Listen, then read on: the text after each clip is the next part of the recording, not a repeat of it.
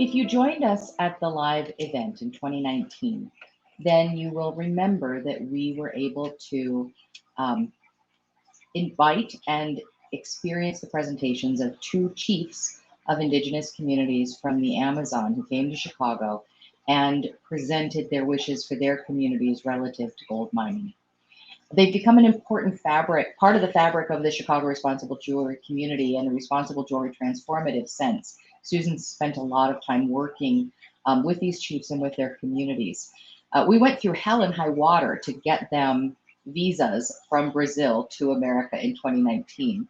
And clearly we're not meeting live this year, but Chief Lucas really wanted to be able to share their voices at the conference again and make sure that we keep in mind the people in the Amazon who are dealing with the impacts of illegal gold mining, but who also want to be able to economically benefit in a responsible way from the resources that are their land. So I'm just going to cue up this video and we'll hear from Chief Lucas and some of the members of his tribe and some of the other tribes that are living in the same area that they are living in Brazil. So, and then Susan and I will be back for a quick chat after the video.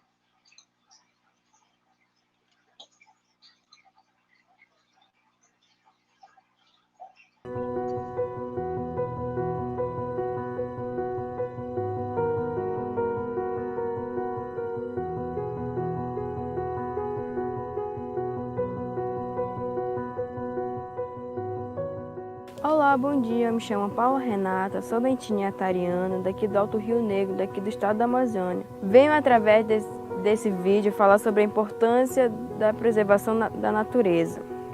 Essa é uma oportunidade para falar para todo mundo que nós existimos. E muitas das vezes, nossos direitos indígenas são violados. Nessas situações, nós somos obrigados a deixar nossas aldeias em busca de oportunidade, contanto que a gente tenha a nossa cultura, a nossa riqueza, nossos artesanatos.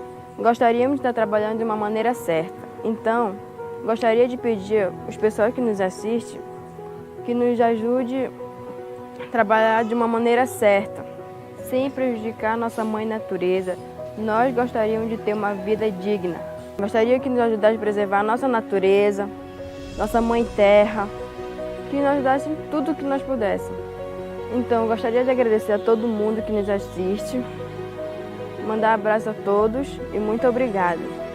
Meu nome é Sara Munduruku, sou da etnia Munduruku aqui do Amazonas. Venho através desse vídeo expressar sobre a importância de preservar a floresta, porque muitas vezes temos nossos direitos violados e queremos mostrar que estamos firmes e seguimos lutando para preservar a nossa cultura, os nossos povos e nossos costumes. Venho aqui dizer que muitas vezes temos que sair da nossa aldeia para procurar oportunidades em centros urbanos. Queremos explorar nossas riquezas de maneira organizada. Temos óleos essenciais, temos a medicina tradicional e queremos poder mostrar às pessoas a nossa cultura. Queremos que nos ajude a preservar a nossa natureza, mas ensinando técnicas que podemos tirar nossas riquezas do solo e subsolo sem prejudicar a mãe natureza, pois queremos ter uma vida digna. Existem também vários garimpos clandestinos nas reservas indígenas que há anos assolam o nosso território. Eles ameaçam os povos indígenas, tem assassinatos, tem estupros das mulheres indígenas, tem o tráfico de drogas. Por essa razão, peço ao mundo que nos ajude, pois o sistema brasileiro não nos respeita. Enfim, quero mandar abraços a todos que assistem esse vídeo e que nos ajude a preservar a nossa floresta. Muito obrigada. Eu não ameti. Essa etnia tariano cananina le. Ato kungotigoa na percação sana sirutuama. Ato Esta kunaya masamen derena masane kuno ya sanina.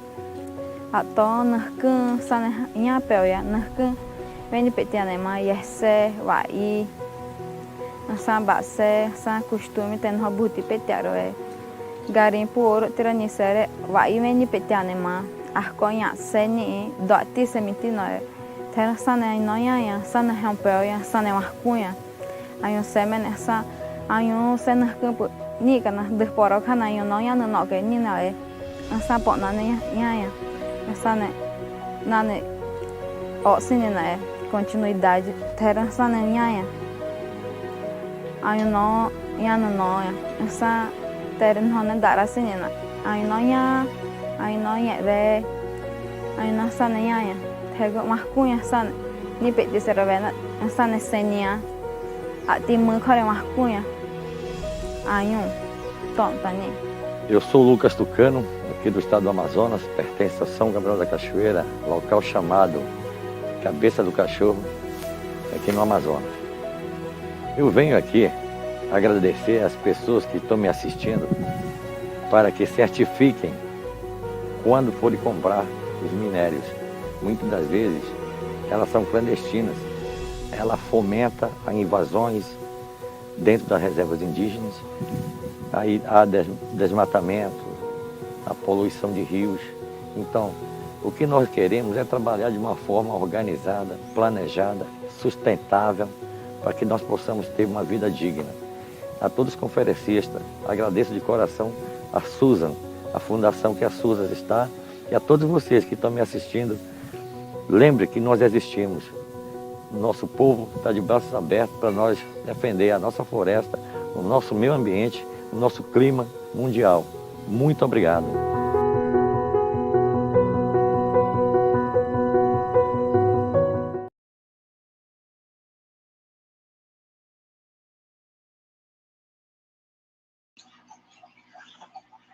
I think Susan's planning to join me back here on stage for a few minutes to discuss that. But while I'm waiting, a couple of really important things happening there. First of all, Chief Lucas fully embraces the importance of having the voices of the beginning of the supply chain present. And so he scrambled to create this video with support from the Responsible Jewelry Transformative, so he could do that, to get the voices here.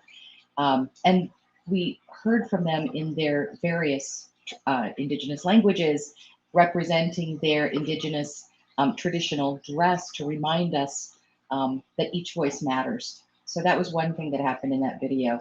The other thing that happened in that video was he was very concerned to get some of the young women from the tribes representing. But why is that? Well, there's a couple of reasons. One, society is only as healthy as its women are healthy, and women are often the most vulnerable in these communities. But two, and this is really important, they're not just representative of vulnerable womanhood. They are also representative of the fact that women are also frequently the driving force behind economic beneficiation and organization for their communities. So women are a source of economic power to their communities, even as they are often victimized by some of the conditions in those communities. And so having women's voices at this conference and in this video from Chief Lucas is extremely important for us to remember. You're going to be meeting powerful women throughout this conference who are organizing at the NGO level, at the government level, at the mine level. And so I think that video was profound for bringing forth all of those elements in just a couple of short minutes. Yes, I need to mention also that after Chief Lucas came to, and Miguel, where Chief Miguel came to the conference in 2019, they came asking for help to preserve their forest and protection of their people. In almost a year to the date that they were at the conference, Chief Lucas was stabbed in the side by illegal miners that he was trying to get off of his territory. So he lives up in a very dangerous area on the border of Venezuela, and so he since then that video was done in a place called Park of the Tribes, where he lives now, and it's on the outskirts of the city of Manaus. And each of the young women in that video were from separate tribes, and many of the things that they're talking about today are woven throughout the conference. Trafficking of women happens in the illegal mining in South America, and the indigenous are losing their young. They're losing the women to sex trafficking, and they're losing their boys to being drug mules. So also, Chief Lucas talked about pollution of the river in the Amazon, and we talk about that with World Wildlife Federation in Mercury.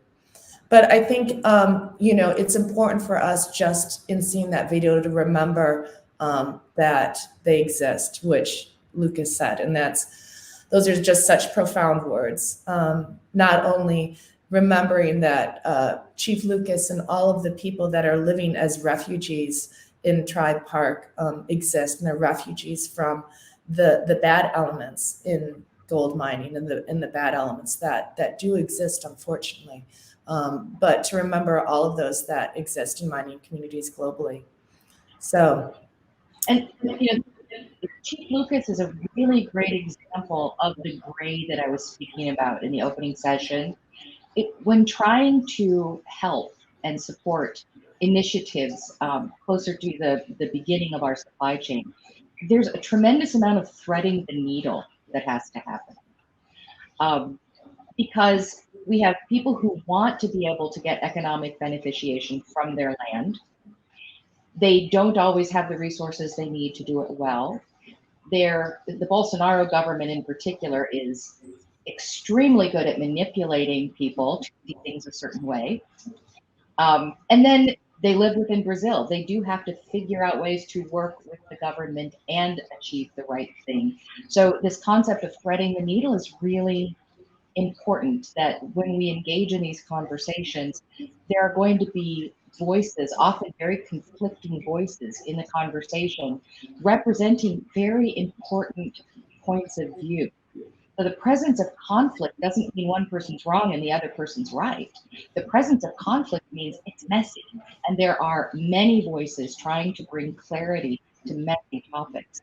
The conflict is necessary. We have to have the conflict in discussion so we can thread the needle together and figure out the best ways to solve these problems. So Susan and I talk about this a lot, that these topics are sometimes difficult to bring forward because there are argumentative voices in the room. And what we say is we welcome that. Let's bring all the argument to the room and let's have the conversation so that we can all have a more expansive view of the problems and the possible solutions than any one of us would have without the argumentative voices.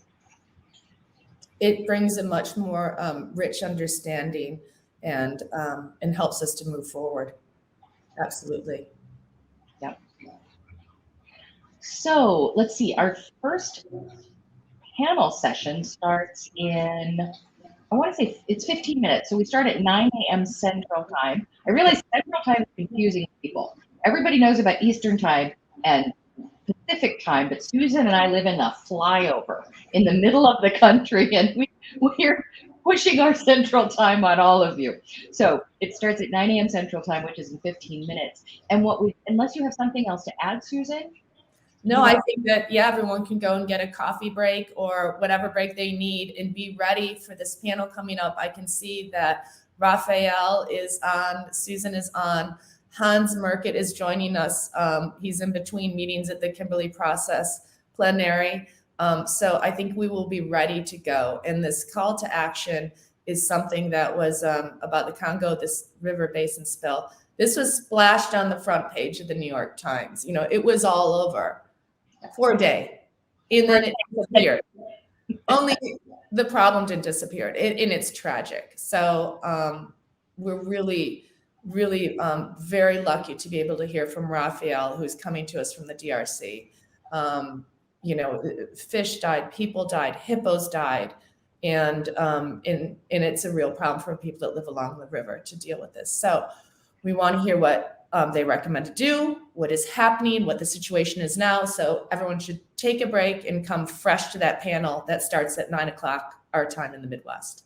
And what we want you to do is get your coffee or your tea, or depending on what time of day it is, your beer, and then come back to this session and go to the networking area, jump at a table and meet someone and start talking, because that's how the initiatives you're going to hear about in the next 2 days, many of them began just like that. So please come right back and network before the 9 o'clock session. We'll send you an alert when it's time to come to the room. Thank you. Right. You guys. Thanks for joining.